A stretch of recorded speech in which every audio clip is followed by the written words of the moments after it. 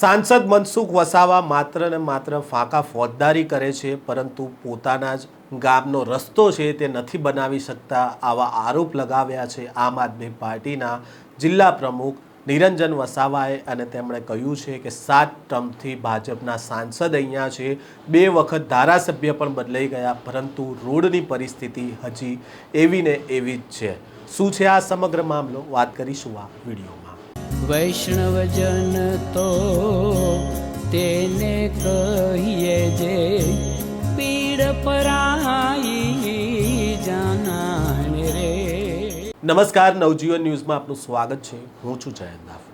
નર્મદાના જુનારાજ ગામનો જે રસ્તો છે તે લાંબા સમયથી વિવાદમાં સપડાયો છે, કારણ કે આ જે ગામ છે જુનારાજ તે સાંસદ મનસુખ વસાવાનું ગામ છે અને ચૈતર વસાવા છે તે આ ગામના ભાણેજ છે। અને આ બંને નેતાઓ એકબીજા ઉપર આ રસ્તાને લઈને ભૂતકાળમાં પણ આક્ષેપ પ્રતિ આક્ષેપ કરી ચૂક્યા છે। તેવામાં હાલ આ રસ્તાની પરિસ્થિતિ એવી છે કે કમર સુધીના ખાડાઓ આ રસ્તા ઉપર પડી ગયા છે અને તેના જ કારણે ગામના લોકો આ રસ્તા પરથી પસાર નથી થઈ શકતા। શાળાઓ જવા માટે વિદ્યાર્થીઓ આ રસ્તે નથી જઈ શકતા અને ગામમાં કોઈ બીમાર પડે તો આ રસ્તા પરથી એમ્બ્યુલન્સ પણ ન આવી શકે તેવી પરિસ્થિતિ થઈ છે।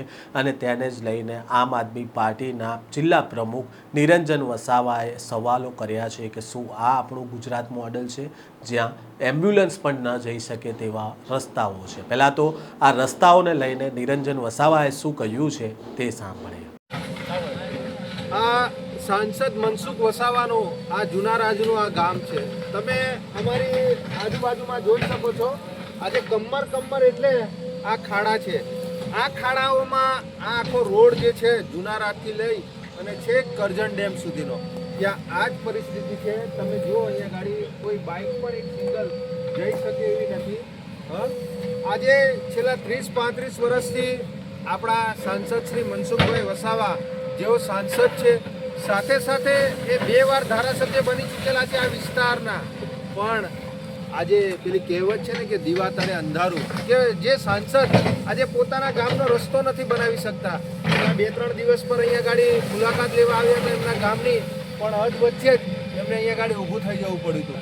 એમની સાથે ધારાસભ્ય શ્રી પણ આવ્યા હતા અને જે ગ્રામજનો છે, ગામના આગેવાનો છે, એ લોકો પર આક્ષેપબાજી કરી રહ્યા હતા કે ગામના 2-3 આગેવાનો છે એ રાક્ષસ છે। અને સાથે સાથે ધારાસભ્ય શ્રી ચૈતરભાઈ વસાવા જેઓ આ ગામના ભાણિયા છે, ચૈતરભાઈ વસાવા અત્યારે 2-3 વર્ષથી હજુ ધારાસભ્ય બન્યા છે, પણ તેમ છતાં દર વર્ષે આ પરિસ્થિતિ હોય છે। એને ધ્યાનમાં રાખીને ગયા વર્ષે ચૈતરભાઈ વસાવાએ જુનારાજથી લઈને રાજપીપળા સુધી પદયાત્રા કરી, ફોરેસ્ટ કર્મચારીઓ જોડે રજૂઆત કરી, જિલ્લા સંકલનમાં રજૂઆત કરી, વિધાનસભામાં રજૂઆત કરી, ત્યારે આ રસ્તાનું જે કામ હતું એ કામ ગોકુળ ગતિએ ચાલુ થયું। મિત્રો, અમારે કહેવાનું એટલું જ છે કે જે સાંસદ આજે પોતાના ગામનો રસ્તો નથી બનાવી શકતો અને જે સામાન્ય લોકો છે એ લોકોને રાક્ષસ એમ જણાવે છે, આજે આ જનતા એ ખૂબ સારી રીતે જાણે છે કે જે શકુની મામાના રૂપમાં જે રાક્ષસ છે આ વિસ્તારમાં, એ રાક્ષસ જ આ બધા જે આગેવાનો જે લોકો લડત લડે છે, સરકારને યોગ્ય રજૂઆત કરે છે, એ જ આ સાંસદશ્રીને ગમતું નથી। અમારે આ સાંસદશ્રીને કહેવું છે કે તમે બહુ ફાંકા ફોજદારી કરો છો, તમે બહુ મોટી મોટી વાતો કરો છો, પણ તમે તમારા આ ગામનો રસ્તો જુઓ। આ ખરેખર આ કેવી પરિસ્થિતિમાં છે। આજે આ ગામના લોકો નથી, અહીં 1 થી 8 ધોરણની સ્કૂલ છે, 8 ધોરણ બાદ એ લોકો નથી 10-12ની એક્ઝામ આપી શકતા કે નથી કોલેજ કરી શકતા, કેમ કે આ રસ્તામાં ના તો 2 વ્હીલર બાઇક જઈ શકે છે, ના તો કોઈ 4 વ્હીલર બાઇક જઈ શકે છે। કોઈને ડિલિવરી થાય, કોઈને ગંભીર બીમારી થાય કે કોઈને સાપ કરડી જાય, લોકો રસ્તામાં જ ઝોલી લઈને અહીંયા ગાડી જાય છે અને રસ્તામાં મૃત્યુ પામે છે। ગયા વર્ષે પણ 2-3 એવી દુઃખદ ઘટનાઓ બની, જેવી ચીનકુવા ગામની પરિસ્થિતિ છે, જેવી તુલખેડા ગામની પરિસ્થિતિ છે, એવી જ પરિસ્થિતિ આ સાંસદ સભ્યના ગામની આ પરિસ્થિતિ છે। તમે જુઓ, વાસ્તવિકતા જે લોકો છુપાવે છે આ સાચી વાસ્તવિકતા છે। અમે અમારા જિલ્લા પંચાયતના પ્રમુખશ્રી દ્વારા આ જેસીબી એમણે મંગાવ્યું છે અને મિત્રો ખાસ આ પરિસ્થિતિને તમે જુઓ કે ખરેખર આ શું પરિસ્થિતિ છે, શું આ આપણું ગુજરાત મોડેલ છે, શું આ આપણો વિકાસ છે? આજે ભારતીય જનતા પાર્ટીના રાજમાં ગુજરાતમાં જ્યારે એમની સરકાર હોય, કેન્દ્રમાં એમની જ્યારે સરકાર હોય, ડબલ એન્જિનની સરકાર મોટી મોટી વાતો કરતી હોય, ફાંકા ફોજદારી કરતી હોય, અને આજે એ જ ગામમાં આજે આ રસ્તો, એની પરિસ્થિતિ તમે જુઓ. અત્યારે અમારી ટીમ દ્વારા અહીંયા જિલ્લા પ્રશાસનને રજૂઆત કરી, જિલ્લાના પ્રમુખશ્રી, જિલ્લા પંચાયતના પ્રમુખશ્રી રજૂઆત કરી, આ જેસીબી મોકલ્યું છે અને આ તમામ આગેવાનો, આ સ્થાનિક ગ્રામજનો અહીંયા ઉપસ્થિત છે અને આ રસ્તો એ હમણાં માટી મેટલ કરાવી રહ્યા છે. નિરંજનભાઈ વસાવા, આમ આદમી પાર્ટી પ્રદેશ સંગઠન મંત્રી. કાકા, તમે આ જુનારાજ રસ્તા પર આવ્યા છો, તો અહીંનો રસ્તો કેવો છે? અમારું તો અમે જ જાણીએ કે અમારો રસ્તો કેવો છે તે, કેમ કે અમને જવામાં એવી તકલીફ પડે કે ના પૂછો વાત. બોટમાં જઈએ તો બોટવાળા ટાઈમસર મળતા નથી ને કંઈક બીમાર કે ઇમરજન્સીમાં અમે લઈ જવાનું હોય ને તો ઝોલામાં કરીને બી લઈ જઈએ. અને આ સમસ્યા છે તે કાયમની સમસ્યા છે કે કેવું છે? સાહેબ, કાયમની જ સમસ્યા છે. એવું છે તો અહીંયા તો આપણા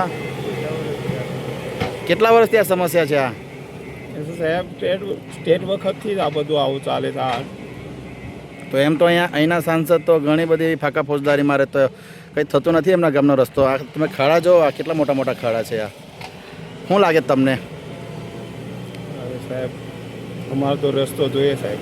હે ને? આપે સાંભળ્યા નિરંજન વસાવા, અને તેમણે સાંસદ મનસુખ વસાવા ઉપર પ્રહાર કર્યા છે અને તેમણે કહ્યું છે કે સાંસદ મનસુખ વસાવા માત્ર ફાંકા ફોજદારી કરે છે, કારણ કે તેઓ પોતાના ગામનો રસ્તો પણ નથી બનાવી શકતા અને તેના કારણે શાળાએ જવા માટે વિદ્યાર્થીઓને મુશ્કેલી પડે છે. જ્યારે અહીંયા કોઈ બીમાર પડે છે ત્યારે જોડીમાં નાખીને લઈ જવું પડે છે અને સમયસર હોસ્પિટલ ન પહોંચવાના કારણે અહીંયા અનેક લોકોના મોત પણ થયા છે. તો બીજી બાજુ તેમણે કહ્યું કે ચૈતર વસાવા દ્વારા વિધાનસભામાં, ફોરેસ્ટ વિભાગમાં, તંત્રમાં અનેક જગ્યાએ આ બાબતે રજૂઆત કરી અને ત્યારબાદ અહીંયા કામ શરૂ થયું, પણ કામ શરૂ થયું તે ગોકળ ગતિએ શરૂ થયું છે અને ફરીવાર અહીંયા જે રોડની પરિસ્થિતિ ઊભી થઈ છે તેના માટે આમ આદમી પાર્ટી દ્વારા રજૂઆત કરવામાં આવી અને ત્યારબાદ અહીંયા જેસીબી મોકલવામાં આવ્યું. થોડા દિવસ પહેલાં મનસુખ વસાવા પોતાના ગામ તરફ આવી રહ્યા હતા, પરંતુ રસ્તા એટલા ખરાબ હતા કે મનસુખ વસાવા પોતે તેમના ગામે નહોતા જઈ શક્યા અને તેને જ લઈને તેમણે સાંસદ ઉપર સવાલો ઉઠાવ્યા છે